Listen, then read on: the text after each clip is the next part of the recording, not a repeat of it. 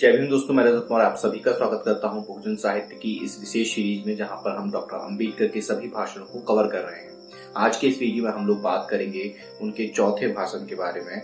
उसका पहला भाग अगर आप लोगों ने अभी तक नहीं देखा है तो जाकर देख लीजिए। आपने ये चीज नोटिस की होगी कि जब भी डॉक्टर अंबेडकर के धर्म परिवर्तन के ऊपर बात की जाती है तो उनका येवला में दिया गया भाषण को हमेशा याद किया जाता है और कहा जाता है कि वहां पर उन्होंने अपने धर्म परिवर्तन की घोषणा की थी। लेकिन धर्म परिवर्तन के विचार उनके अंदर पहले से ही थे और उसके ऊपर वो काफी दिनों से मंथन कर रहे थे, चिंतन मनन कर रहे थे, और वो पूरी सोच, वो उनका मंथन आपने पहले भाग में देख लिया होगा। आज के इस वीडियो में हम लोग देखेंगे कि किस तरीके से जब लोगों ने कहा कि नामांतरण करने से भी जातिवाद खत्म हो सकता है, और उसके ऊपर फिर डॉक्टर अंबेडकर ने अपने क्या मत रखे, और मैं कहां पर डॉक्टर अंबेडकर की कुछ बातों से इत्तेफाक नहीं रखता हूं। शुरुआत करने से पहले आप सभी से निवेदन है कि वीडियो को पूरा देखिएगा और चैनल को जरूर सब्सक्राइब कर लीजिएगा ताकि आने वाले सभी वीडियो का नोटिफिकेशन आप लोगों तक पहुंच सके। अगर आप लोग बहुजन साहित्य की आर्थिक मदद करना चाहते हैं तो यहाँ स्क्रीन पर मेरे अकाउंट्स की डिटेल जो हो रहे होंगे उसके माध्यम से आप जितनी चाहे उतनी समर्थन राशि हमें भेज सकते हैं।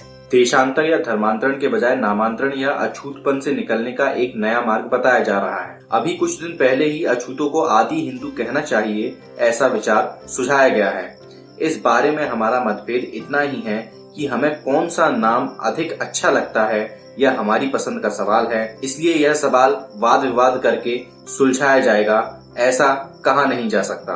मतलब कुछ लोग जो हैं वो अछूतों को आदि हिंदू कहने के लिए समर्थन कर रहे थे, या ये कह रहे थे कि अछूतों को आदि हिंदू कहा जाए, और उस पर डॉक्टर अंबेडकर कहते हैं कि हमारा क्या नाम होगा वो हमारी पसंद के हिसाब से होगा। और आपने देखा भी कि बाद में वो पूरे अछूतों को दलित शब्द देते हैं और वो कितना ज्यादा फेमस होता है, कितना उसके दलित शब्द के आसपास कितना बड़ा एक विमर्श खड़ा होता है, जो कि आज तक वैसा का वैसा ही चल रहा है। और इवन उसके अंदर बढ़ोतरी होती हम देखते हैं कि आज की डेट में दलित साहित्य कितना ज्यादा और कितना विशाल, कितना व्यापक होते जा रहा है, दलित चिंतन कितना व्यापक हो रहा है। इसके बावजूद इस नाम के प्रश्न में कुछ नहीं रखा है, ऐसा भी नहीं कहा जा सकता है, ऐसी मेरी राय है। इतना ही नहीं, नाम में ही सारा सार है। मेरी राय में ऐसा कहना भी अवास्तविक है। इसके अनेक कारण हैं। अछूतों में जातिभेद के संदर्भ में जो जातिवाद होते हैं वे जातिभेद तथा अछूतपन इन दो शाखाओं में विभाजित हैं, ऐसा समझा जाता है, तथा उसके बाद रोटी बेटी व्यवहार आदि के उपाय शाखात्मक हैं, ऐसा मानकर उनका पालन करते हैं। यदि इसमें कुछ सच्चाई है तो कानूनन हिंदू जाति में रोटी बेटी के व्यवहार की खुली छूट दी गई है, तो उसे व्यवहार में लाने की तत्परता उन्हें दिखानी चाहिए, पर हिंदू उस वैसी तत्परता नहीं दिखाते हैं। यह निर्विवाद सत्य है। परस्पर बेटी व्यवहार का कानून बने 30 साल हो चुके हैं, लेकिन उस कानून का लाभ किसी को मिला है ऐसा सुनाई नहीं देता है। ये बात कर रहे हैं डॉक्टर अंबेडकर 1924 में। लेकिन आज की डेट में भी अगर आप देखेंगे तो जो इंटरकास्ट मैरिज जो है, जो स्वर्ण तबका है और जो बहुजन तबका है, उसके बीच में रोटी बेटी का जो संबंध होता है वो किस लेवल तक होता है, कितने परसेंटेज में होता है, ये आप खुद देख लीजिए। ये मुझे बताने की तो जरूरत है नहीं मेरे ख्याल से। आप खुद ही अगर गूगल पर सर्च कर लेंगे इंटरकास्ट मैरिज का जो डाटा है वो आपको मिल जाएगा इजीली, और वहां से आप अंदाजा लगा लीजिएगा कि आज भी हालात कितने हद तक बदले हैं या नहीं बदले। इसका मुख्य कारण यह है कि जाति भेद तथा अछूतपन यह शाखात्मक न होकर भावनात्मक है। इसलिए यदि उसे हमें छोड़ना है तो शाखाओं पर प्रहार न करते हुए नाम का निर्मूलन करने की कोशिश करनी चाहिए। इस भावना को हमें कैसे नष्ट कर पाएंगे, इस पर मैंने कई बार विचार किया है। अंत में मेरी ऐसी राय बन गई है कि अछूतपन और जाति भेद केवल नाम पर टिकी हुई है। स्वर्ण लोग हमसे घृणा करते हैं, वह केवल नाम के कारण है। महार कहते ही सुनने वाले के मन में एक तरह की घृणा उत्पन्न होती है, मराठा कहने पर दूसरी भावना उत्पन्न होती है, तथा ब्राह्मण कहने पर आदर भाव लोगों को प्रतीत होता है। यह बात झूठ है, ऐसा कोई नहीं कह सकता है। इसी तरह ढेर लोगों का उदाहरण दिया जा सकता है। गुजरात में ढेर लोगों के प्रति वहां के स्वर्ण लोगों का अछूतपन कितना तीव्र है वह बताने की जरूरत नहीं है। फिर भी वे लोग यदि मुंबई आते हैं तो दक्षिणी मराठों के बगल में रहते हैं। इतना ही नहीं, उनके बीच रोटी व्यवहार भी हुआ है, ऐसा मैंने देखा है। यहाँ पर डॉक्टर अंबेडकर ये समझा रहे हैं कि जो जाति की वजह से छुआछूत होती है वो नाम के वजह से ज्यादा होती है। इसलिए हमें नाम बदल देना चाहिए या बदलना चाहिए। मैं आपको आगे बताऊंगा कि मैं इत्तेफाक क्यों नहीं रखता हूं इस बात से, और मैं प्रॉपर एग्जाम्पल देके आपको बताऊंगा। आगे डॉक्टर अंबेडकर क्या कहते हैं ये हम पहले समझते हैं। महाराष्ट्र का कोई भी अछूत गुजरात जाता है तो दक्षिणी बताने पर ब्राह्मण के भोजनालय में उसे खाना दिया जाता है। यह बात सभी को मालूम है। आजकल 2-3 साल से पूरा मद्रास मुंबई में पेट पालने की खातिर आ गया है तथा उन लोगों में मद्रास के बहुत से अछूत भी हैं। लेकिन ये मद्रास के अछूत मुंबई के विश्राम गृह में आराम से रहते हैं। उन पर किसी प्रकार की कोई पाबंदी नहीं है। एक जगह का व्यक्ति दूसरी जगह जाने पर स्वर्ण बन जाता है। इन विलक्षण कारणों का पता लगाने पर दिखाई देता है कि अछूतपन के लक्षण सभी जगह एक जैसे नहीं हैं। एक जगह की पहचान दूसरी जगह किसी को मालूम नहीं होती है। एक प्रदेश का अछूत दूसरे प्रदेश में लक्षण के अभाव से स्वर्ण समझा जाता है। मनुष्य के नाम पर मनुष्य और जाति के नाम पर जाति अछूत नहीं है। फलतः एक नाम धारण करके लोग अछूत समझे जाते हैं। उनकी जाति का नाम यदि मालूम नहीं है तो उन्हें स्वर्ण मान लिया जाता है। लोगों की ऐसी सामाजिक मानसिकता बन गई है। अछूत मनुष्य की शरीर रचना, त्वचा का रंग, रूप रंग कोई अलग नहीं रहता है। वह तो स्वर्ण लोगों के जैसा ही होता है, इसलिए उसे देखकर स्वर्णों से अलग नहीं माना जा सकता है। जैसे सिद्धि लोगों को यूरोपियन लोगों से या चीनी जापानी लोगों को जैसे अलग नहीं किया जा सकता है, उसी प्रकार अछूतों को स्वर्णों से अलग नहीं किया जा सकता है। नाम के बगैर अछूत व्यक्ति को पहचानने की कोई दूसरी निशानी या लक्षण नहीं है। इसलिए मेरी राय है कि नामांतरण करना अच्छा है। यहाँ पर डॉक्टर अंबेडकर ये बता रहे हैं कि नामांतरण करना अच्छा है। यहाँ जो नामांतरण करने की कहते हैं उनकी और मेरी राय एक जैसी है। लेकिन मुंबई के अछूत वर्ग के लिए अपने को आदि हिंदू कहने का क्या मतलब है, यह मेरी समझ में नहीं आता है।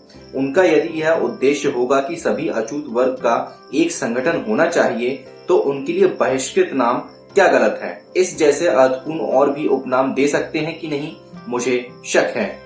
आदि हिंदू नाम रखने ने मात्र से अछूतपन चला जाएगा, ऐसी अगर किसी की सोच है तो यह उनका भ्रम ही है। महार लोग कभी कभी लज्जावश किसी के द्वारा नाम पूछे जाने पर चोखा बताते हैं। उसी तरह चमार भी मैं रोहिदास हूँ कहते हैं। लेकिन जितने नाम से वे एक और अछूत हैं, उसी तरह दूसरे नाम से भी अछूत हैं। मद्रास में अछूत अपने को द्रविड़ कहते हैं। हमें यह उपनाम देने से क्या इससे किसी का अछूतपन चला गया है? क्या कोई बता सकता है? अछूतपन और जाति भेद तो नाम में ही समाया हुआ है, यह सच है, और इन नामों को समाप्त किए बगैर बात नहीं बनेगी। हमने अगर अपने जाति सूचक नाम छोड़ दिए तो इतने भर से ही काम नहीं चलेगा। हमारे साथ सभी जातियों ने अपनी जाति नाम छोड़कर सामान्यतः एक नाम धारण करना चाहिए। मेरी राय है कि सभी ने अपने को हिंदू कहना चाहिए और जाति सूचक उपनाम हटा देना चाहिए। कोई खुद को ब्राह्मण, मराठा, महार, चमार, मांग इत्यादि न कहकर केवल हिंदू ही कहे, इससे समाज में समानता स्थापित होगी। हिंदू कहने से कोई किसी से घृणा नहीं करेगा, कोई किसी को नीच नहीं समझेगा तथा कोई अपने को ऊंचा नहीं समझेगा। व्यक्ति व्यक्ति में आपसी सहानुभूति जाति आधारित नहीं रह पाएगी। आज समाज में व्याप्त अन्याय, मनमुटाव, अलगाव नष्ट होकर खत्म हो जाएगा। आज यदि कोई मराठा है तो वह मराठे के प्रति सहानुभूति दिखाता है, उसी तरह ब्राह्मण दूसरे के प्रति सहानुभूति नहीं दिखाता है, वह सिर्फ ब्राह्मण के प्रति ही सहानुभूति दिखाता है। लेकिन जब सभी लोग हिंदू रहेंगे तब वे एक दूसरे के प्रति सहानुभूति दिखाने में कोई बाधा महसूस नहीं करेंगे। मुसलमान समाज में जो एकता है उसका भी यही कारण है। किसी ने मुसलमान कहा तो वह उनका अपना हो जाता है। उसी तरह हिंदुओं में भी एक नाम होना चाहिए तथा वह नाम हिंदू रहना चाहिए, ऐसी मेरी राय है। जब ऐसा होगा तो वह बहुत अच्छा दिन होगा, लेकिन ऐसे प्रयास सफल हो सकें इसलिए हमें क्या उपाय करने होंगे, यह बड़ा कठिन प्रश्न है। भाषण के इस अंश में डॉक्टर अंबेडकर नाम बदलने पर जोर दे रहे हैं कि अगर नाम बदल दिया जाएगा तो उससे जातिवाद या छुआछूत जो है वो कम हो सकती है। लेकिन मेरा जो अनुमान है वो थोड़ा अलग है।